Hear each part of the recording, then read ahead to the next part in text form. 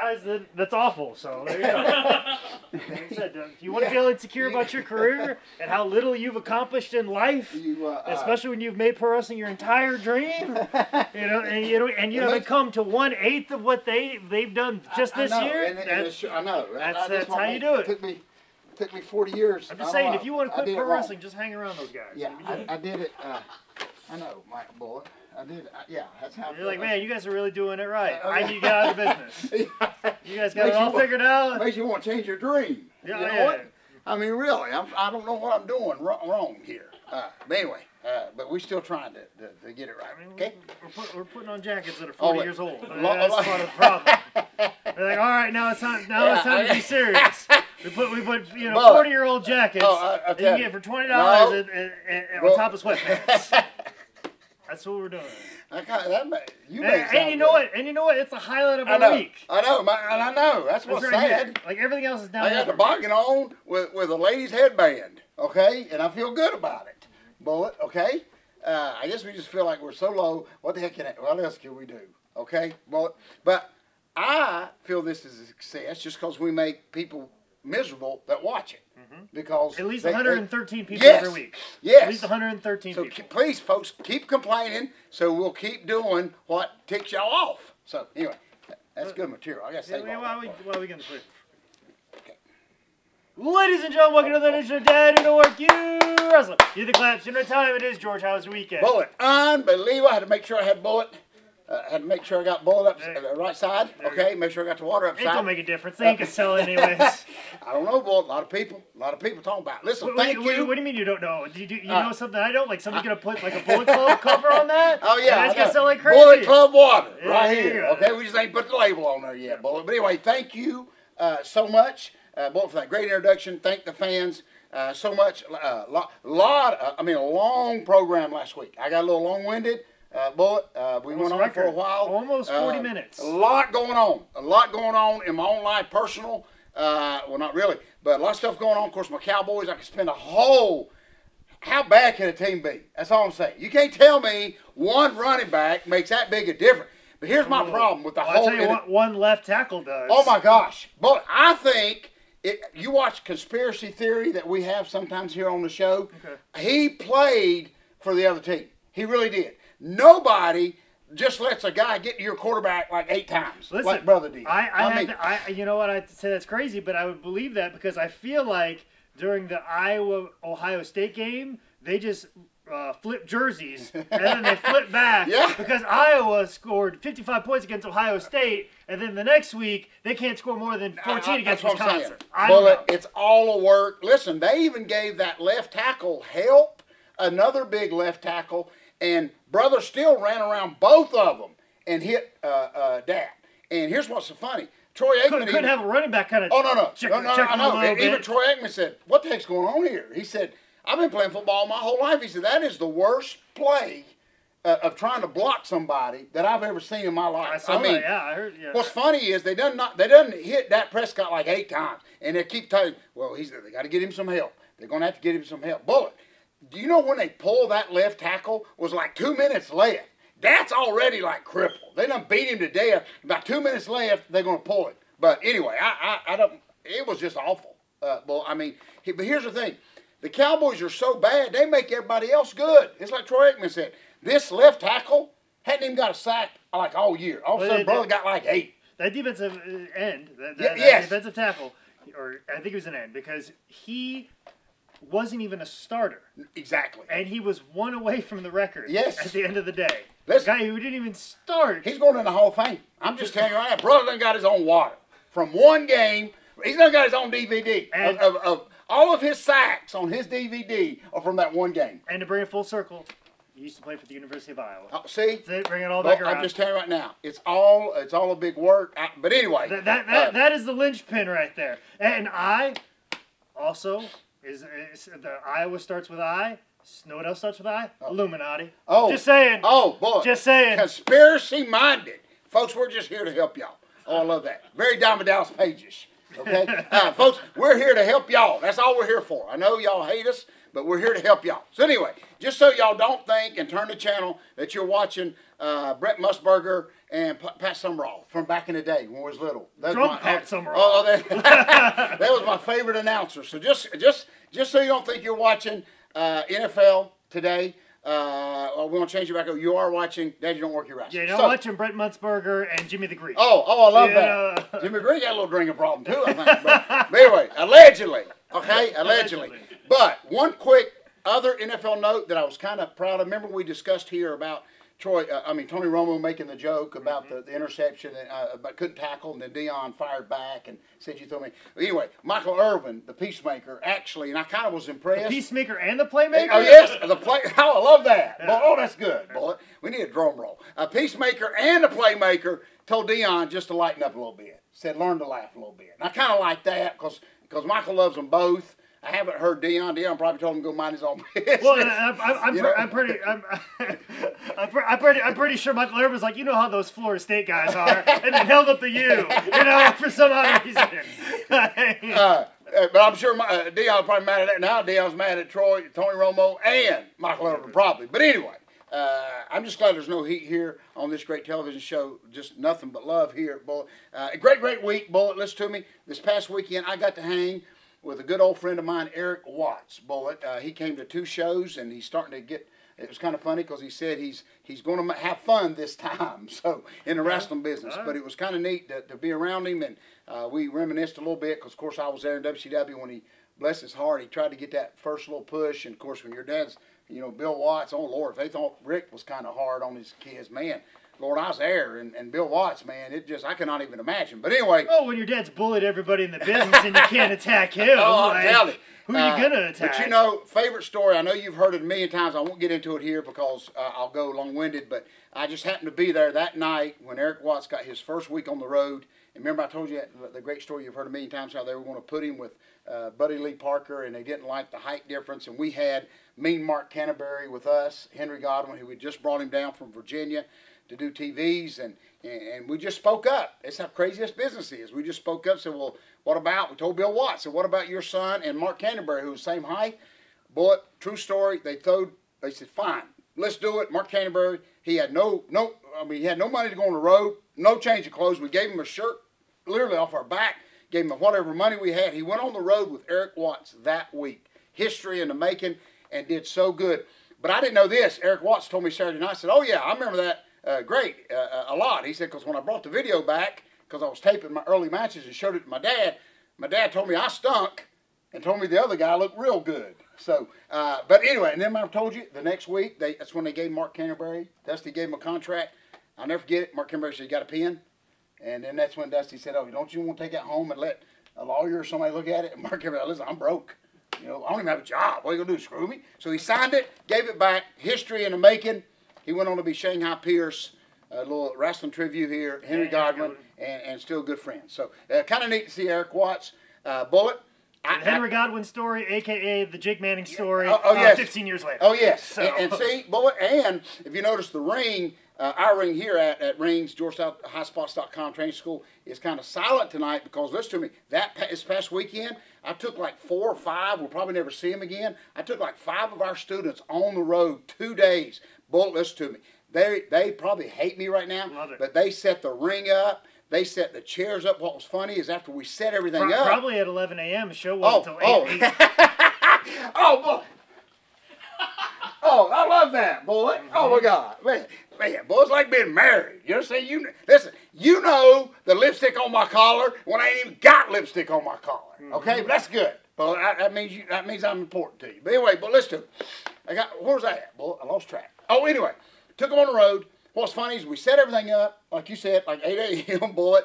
Everybody thought they was going to, like, a couple of them wanted to leave. I said, wait a minute, no, we got to reverse this tonight. You got to stay at this building gosh, yeah. all day, and you're like, why am I at this show Bullet, 5 hours early? Bullet. So that way they can be like indoctrinated, and then as Bullet. they get older and throughout their careers, when they start driving to a town and they start freaking out, oh my gosh, I'm late, and you roll in and you're like, oh my God, and you go around to everybody and you apologize for being late, and then turns out there's nobody to apologize to because you showed it before the ring day. and then you can freak out every time you get there before the ring. And why is the ring here? It's 3 hours before the doors open. Why is there no ring here? Like, have that much trauma and anxiety. You have to be indoctrinated. Listen, the most rewarding thing for me, being a miserable old timer, is seeing the life sucked out of these young greenhorns who are so excited to be there in the beginning. And like you said, after about 2 hours, you just gotta, it's like they're in a desert, you know, and they're cocky and they're good. But after about 2 hours, they really turned into hating me. Listen, I hope my hopes and dreams were easy and very tasty when you chewed on them at a very young age. And I hope the same for the new students as well. Oh, Bullet, listen, but I'm telling you, they may never come back. But now, but 2 days, I worked them hard. Even grabbed one of them's actually mom that came and put her to setting chairs up and stuff. So now I've even got like the mamas like rights union probably after me, but moms actually are doing stuff, working hard. But anyway, this was kind of neat, Bullet. I did get 2 of our trainees. They got to work. Now, a little trade-off here. I'm not a complete jerk. I got them in the ring. They got to work each other both nights, okay, in decent little houses, both nights, okay, which they would not have. Of course, I actually yelled at one because he was very thankful to be part of it. So, of course, he posts something about thank yous. Of course, he thanks everybody, but not to rub in his face, but the one that got him the booking. We kind of changed that. So he was so afraid of that threatening, when I threatened him, that his next post, he even thanked me before he thanked God. Seriously. I said, no. You overdid this, okay? You can thank God first, but I better be second, okay? Seriously. So you don't have to thank, you don't have to thank the Lord before you thank me now. I mean, yeah, you got to thank the Lord first, then me, not me first. So anyway, just wanted to clear that air, okay? I didn't need no more heat than I got. So anyway, maybe nobody will show up tonight, Bullet. We'll just do a marathon. Well, maybe they're all at a MAGS meeting, which is Mothers Against George South. Yeah, I love that. Oh, Bullet. I love that. I got to eat with everybody else, so I might as well get. That was good, Bullet. I didn't even take my Alpha Brain yet, folks. Use that. Well, listen to me. We got to write some of this stuff down. I'm telling you, this is Comedy Zone stuff. Is what I'm talking about. Anyway, so what's going on this week, Bullet? I'll be going back up to Sawmills. Bullet. People say, where the heck is that, Bullet? This is my good friend Chris, who actually purchased the garage. I've shared that several times. I might be talking to Chris very soon. I'm trying to put a show together. Well, listen to me. And Dressel's not working out. So. Bullet. Oh, my gosh. You know what? Bullet. Me and Chris may be having a conversation tomorrow. Listen to me. If the lady at Drexel doesn't pick up her phone for somebody who wants to hand money over to her, this is why I don't run shows anymore. People wonder, like, hey, why is there no more fighter wrestling? Because I have money in my hand, and I'm standing here on a camera like Harley Race, screaming, just take the money. Oh, I got goosebumps. Just take the money in an awful jacket. I think it was the same jacket. Same jacket going, take the money. Bullet. Take the money, and they won't. Bullet, you know what? We may have to have a little business meeting as soon as we get off the air, because that just struck a chord with me. What a perfect building. I mean, this is a beautiful arena. We couldn't find a place like this. And you take your ring up there, correct? Yes. We may do a collaboration where you run where you set up a ring for him on a day, and then the next day you just leave the ring up, and I'll bring some people to tear it down. You know what, Bullet? And then listen to me. He actually, it's unbelievable. He has his own guys. I'm so proud of him. Bullet, I've been up there 3 or 4 times. He packs this place out. It's just unbelievable. We couldn't even get a place like that here. You know what I'm saying? And an auto mechanic garage? Oh my gosh. Great. Bullet, and he's got it. He's got chairs. It's a beautiful. When that bell rings, it's showtime. And there's 200 people in this place. He's got a little concession area. Anyway. And all I want to do is just run a simple show for Freight Train as a Christmas present. Oh, I love that. And I won't take the money. Oh, Bullet. Dang, I'm going to go rent a building real quick. But anyway, we may have to work something out with our buddy Chris, because it could work out. But anyway, it's the only building available in North Carolina. I tell you. The only building available. Listen, folks, I take myself very important here, because I never really, these armories you can't get no more is what I'm getting at. Everybody else Rec centers don't want you there? No. I'm telling you right now, you can mention, I'm going to come in and I'm going to skin a cat, I'm going to skin a deer. That's welcome. Community centers don't want you. You mention wrestling, I'm going to tell you right now.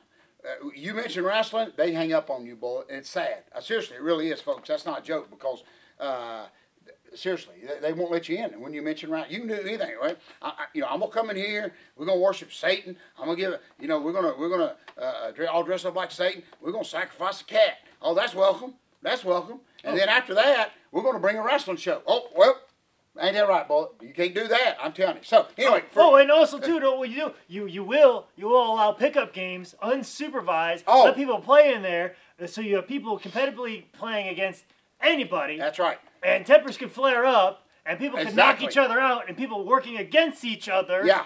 And you're going to have somebody that could undercut somebody on a layup or a dunk or whatever. Fight can break out because I love that. they're angry at somebody didn't play defense well enough on a pickup game. Oh. You'll allow that in there because you think that's safer as opposed to us setting up a ring that is professionally built and having two people work together to put on a show. That is too dangerous other than just unruly old men that are trying to relive their glories from high school days playing basketball in your gymnasium. That's safe. But you're on a tear because I told you that there is a facility, a couple of them in the Carolinas that will actually have said no to wrestling, but they have let donkey basketball, where you actually ride a donkey on the gym and you shoot basketball. And they have got the okay to do that. So we're right on the same page here. I don't get it. I mean, it's an opportunity for these buildings to make money when everybody's wanting to make money with concession and stuff like that. But I tell you, I don't know what it is. You mentioned wrestling, and So anyway, real quick, a lot going on this week with you. What you got? I'll be doing the craft comedy series at the Cabarrus Brewing Company. Now, where's the big one where you're actually supposed to be there? The big one where you're not going to be sleeping in the car. Oh, the festival. That's not till February 19th to the 24th. I love that. And then I also, during that whole week, I don't think I'm going to be performing every single night, but there's one particular night in there that I hope I'm not performing because I got a very, very nice, I got my comedy version of Louisa, Virginia, happening during that week as well. February is getting very populated right now. I also be wrestling for Wrestling Revolver on the 16th, and I'm trying to fill in comedy bookings in the Ohio area. I plan on performing almost every single day of the week in February. Oh, I want to perform. I'm going to have it all structured so I could be performing every single day. That I'll be burnt. Oh, my goal is to be completely burnt by the time WrestleCon rolls around. I won't even be the same person anymore. Of course, I have far more bags underneath my eyes. I'll be looking more like CM Punk this year. So. And of course, in a few days, next week, we'll do a program before we lead into WrestleGate, but we'll be together like WrestleGate, right? There that weekend. So anyway, a lot of going on, Bullet. It's sad that I remember your biggest comedy booking ever just by you not sleeping in the car. But at least I remembered it. So anyway, that's how you remember. That's how I remember it. All right. Well, if you don't mind, Idiot of the Week. Okay. This is, folks, my favorite time of this great program, Bullet. Listen to me. Till you experience something for yourself, you don't really know. Other people talk about it, this and that. And Bullet, everybody knows now in America, you got to be kind of careful. Can't really be a comedian, nothing like that. You got to be careful. We know that everybody gets a participation trophy, stuff like that in sports. Not like, remember I told you, this dates back to one of our very earlier shows back in the day. Remember when I went to do field day with Michaela, and she, man, I had her out. I mean, I had her on the juice, brother. I mean, I'm telling you right now, she was on like 3 cycles just so she could pass that 3-legged race gimmick, okay?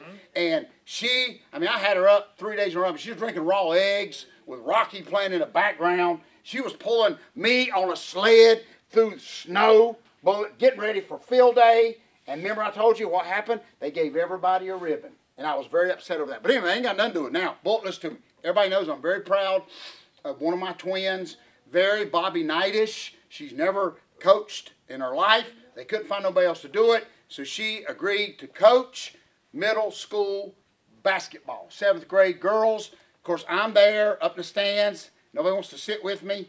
That's okay. But listen to me. Listen to this. And her team's pretty good. Just to, you kind of described it earlier when you said men just get out there and kind of pick up-ish. They kind of do this too, but they do got 2 plays. It's kind of cool to see my daughter. I just like to see her on the sidelines. I'm waiting for her to throw a chair. She ain't thrown a chair yet. But listen to this, boy. Last week, they got ahead in this game. And I know it's just 7th grade. It's very competitive. It's basketball, okay? It's one of your twins, George. Get excited. Oh, but listen to me, boy. You're loud. Listen to me, boy. I am. But listen, boy. They got ahead by like 18 points. This other team, there's still maybe 6 minutes left, okay? The referee, I had to see this for myself, and I still can't believe it. He called timeout, came to my daughter, Coach Bobby Knight, okay, with a ponytail, kind of attractive, looks like her dad. He told her, ma'am, you do know, because she's still learning the rules, you do know that when you get 20 points ahead, you can no longer try. You can no longer pressure the other team. You basically got to let them catch up with you. Or you can, bullet. And at first, I didn't blow a gasket because sometimes I don't hear all that well, bullet, so I'm thinking that, you know, maybe it wasn't that. So I had to get my ducks in a row till the game was officially over. Now, they went on to win, but at the end of the game, I actually, before the ref, I actually approached my Bobby Knight on the sidelines and just asked her, did I hear him right? And she said, yes, you heard him right. So if they got 20, and they did, they got 20 points ahead, and Bullet, it was basically her team that had played all this game, sweating, trained hard, basically had to just stop. Seriously. And let, you know what I'm saying? Now, Bullet, listen to me. What happened? I don't get it. You know what I'm saying? I know you can't, like, you can't just run the clock. You can't, like, you know, go for a touchdown when you're supposed to kick a field goal. I understand that. But, Bullet, what message is that to these 7th graders about, okay, we got to hustle and maybe we can, you know what I'm saying? Maybe we can come back. Maybe we stand a chance here. Not, yeah, we got a chance because they just quit. I don't understand that message is what I'm saying. I've lost my whole life, as you know, okay? I've lost 100 million matches in wrestling, and it's not, look how good I turned out. That's what I'm saying. So losing, I don't think it affects the younger kids, Bullet, as much as they think it does. I don't know, and I will have a school board meeting coming up. Got to wait till the season ends because I don't want them to get rid of my Bobby Knight. But, and so I'll ask your opinion on that, Bullet. I don't understand the message. I don't know how badly you want my opinion right now. Because I was listening to a podcast, a 3-hour-long podcast today about the numerous histories of our sitting president right now, and his psychology and how he was raised. But listen, what does that tell these youth that we're told to play till the clock runs out? Yeah. I mean, you know what I'm saying? Okay. You see what I'm saying? I've got multiple points. Okay. I've got 3 points I'm going to hit. We may go 40 minutes because of me today. Off this question. Yeah, I may need a drink of that water as soon as we're done. Number 1 off the top. If you're getting blown out like that, that's where your pride comes in. Like if the other team stops trying, then you don't get those moments like Don Beebe. Yes. When exactly. the Buffalo Bills I agree. versus Dallas Cowboys. Oh God, that's right. Which if you're gonna Leon Lair. If you're gonna get an inspirational quote that got put out there as me being a teenage kid seeing that it's the idea of like that he didn't give up. You may beat us by 40 or 30 or whatever. Right. But you will not hot dog it into the end zone. I love that. You will earn every touchdown, and that this will not happen on my watch. Yes, I love that. That sense of pride. You don't get that when you enact this rule. Another thing you don't get is that's not how capitalism works. No. There are rich kids that get put in an advantage in life in general, and nobody's saying, "Hey, you trust fund kids or you kids who have rich parents that are going to give you a job or put you in a position right away over a working class kid that's just trying to work his way up or somebody from low income housing that's worked their way up." No, these people have a higher status. They start leading by 20 points and nobody says that those students can't try. Right. If anything, they are afforded far more opportunities to succeed. So if we're going to try and teach these kids a lesson about America and the way we have structured in this country, the way that we live, those people that are up by 20 points, guess what? 2 points, 2-point baskets now count for 5 points, and 3-pointers now count for 10. Yeah. If you want to teach these kids anything about the way this world works, do that instead. I agree. To know that once you get that far behind, the people that are ahead will push you down even further and use the system against you. That's exactly right. So then, also on top of that, oh gosh, brings me back to a personal story of mine. Senior year of football. second to last game of the year, we played a team, Olin Lions. They weren't very good. They hadn't won a single game. And we put it on them. We put it on them. We scored some points. It was senior day for them. It was their last home game. It was our second to last game, and we were putting it on. We were leading by 30 points. And, of course, these guys, I think they might have won 1 game or 2 games or whatever it was. But as I got in that fourth quarter, their team started getting some cheap shots. They started going for knees. They started late hits. They started, like, playing very dirty. And I made a point to my coach, like, hey, these guys are starting to play a little dirty here. And that got ignored, and we started putting in our second team people, and we started like trying to like give them a little bit hope.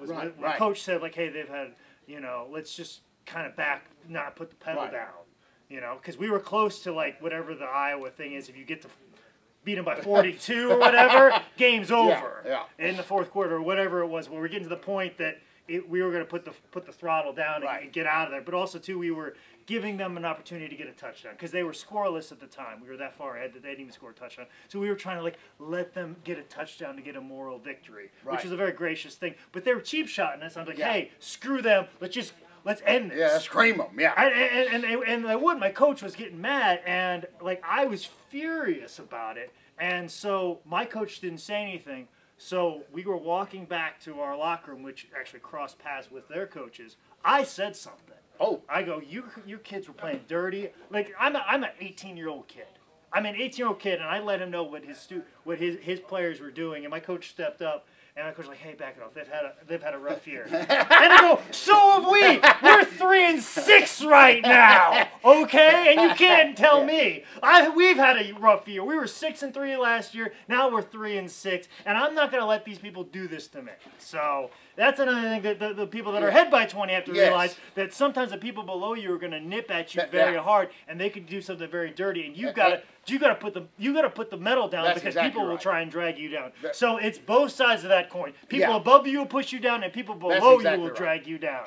And you got to put the metal. You got to put your pedal to the metal. That's right. So, and we both agree here. So, just telling the team or my Bobby Knight's team just to basically stop, really, and let them almost catch up, I think is the worst thing in the world, because once they leave that basketball setting and get out in this real world, they're going to be in for trouble. Nobody ever even if they make it to college, they got to score more points. Yeah. Especially when they're playing college football with the BCS the way it's set up. You're like, no, we only beat Michigan by 14, and this would beat them by 50. Oh, the people that beat them by 50 is better. That's exactly right. That's exactly right. Yeah, not even worth it in college. And folks, listen to me. And what we try to do here is just keep it kind of simple. I thought you just played till the time ran out. Okay, but that's all you can ask, just play until the time runs out. No, exactly, and that settles it all. But you can't. I mean, there'll never be no famous comebacks anymore, which we've both seen some of that. Or some matters of pride. No, exactly. Some matters of pride. And you learn more. I know, Lord, I've learned a lot, but you learn more in that losing process, I think, too. But to see them do that, it was all new to my daughter, my twin. It was all new to me. A lot of the parents didn't like it. Because I remember, of course, my older son, when he was playing ball like you were, nobody had, oh my gosh, they run it in your face. If they were beating you 100-0, they kept beating you, tried to beat you to 101-0. Yeah. So, anyway, folks, that's all we're here for, is for you, whether it's raising kids, changing diapers, planting grass out in front, or teaching how to get a headlock. We cover all areas on this great show. All right, we'll put that league in. Yes, I'm sorry. Yeah, very good. I almost forgot. I got so excited. So I will put that whole league and that rule into the idiot bag. Okay? But, folks, listen to me. I've always got something in my pocket. If you are down 300-0 and you want something to pick you up, hey, Cam, how you doing, bro? If you want something to pick you up, it is the second greatest book of all time, which is available at highspots.com. And we promise you, we won't showboat in putting this into the end zone box and ship it off. Don Beebe will come by and pick it up and put it directly in the box and ship it off to you from highspots.com. My Cowboys, if you want to know more about what I'm doing this weekend, make sure you follow me on Twitter at ManScoutManning or on Instagram at ManScoutManning. This is another edition of Dad, You Don't Work, You Wrestle.